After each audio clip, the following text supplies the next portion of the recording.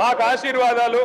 మీరు ఎంత మాట్లాడితే మాకు అంత మంచిది. ఎందుకంటే మీ వల్ల ఖచ్చితంగా ఇంకొక 20 ఏళ్ళు కాంగ్రెస్ ఓటేయాలంటే ఎవరైనా భయపడే పరిస్థితి తెలంగాణ మొత్తంలో వస్తున్నది.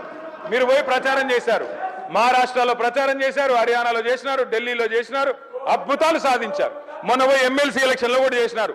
57,000 ఉద్యోగాలు నేను ఇస్తే నాకు ఓటేయండి అన్నారు. వేసినారా ఓట్లు మీకు? అందుకే అంటున్నారు రేవంత్ రెడ్డి గారు, రంకెలతో ఏమి రాదు, ప్రతిపక్షాల మీద దాడి చేస్తే కాదు. అధ్యక్ష, మీరు వచ్చిన తర్వాత అధ్యక్ష పెద్దవాగు 2 సార్లు కొట్టుకొని పోయింది, సుంకిశాల కూలిపోయింది, భక్తరామదాసు మోటార్లు మునిగిపోయినాయి, సాగర్ ఎడమకాలు ఒక భారీ. తారక రామారావు చెప్పేది అన్ని ఎట్లున్నాయంటే ఉన్నమాట చెప్పే ఉలికి పడ్డట్టు మా ముఖ్యమంత్రి కానీ మా పార్టీ కానీ సత్యన పనులు చంపే అలవాటు మాకు లేదు అధ్యక్ష. సత్యన పనులు చంపే అలవాటు మాకు లేదు. ఆయన చెప్తే అన్ని అబద్ధాలు చెప్పి మా ముఖ్యమంత్రి చెప్పే నిజాలను జీర్ణించుకోలేక సభను తప్పుదోవ పట్టిస్తున్నారు అధ్యక్ష. 10 ఏళ్ళు అధికారం ఉండి అధికారం అయినాక ప్రెస్టేజ్లో మాట్లాడుతున్నారు అధ్యక్ష.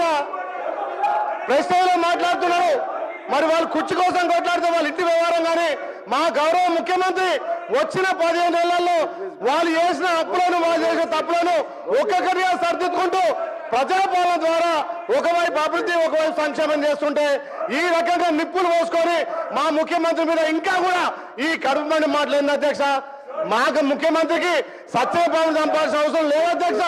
మీరు దయచేసి సభకు నిజాలు మాట్లాడండి. మా ప్రభుత్వానికి సూచనలు సలహాలు ఇవ్వాల్సిందిగా మేము కోరుతున్నాం అధ్యక్ష. Thank you.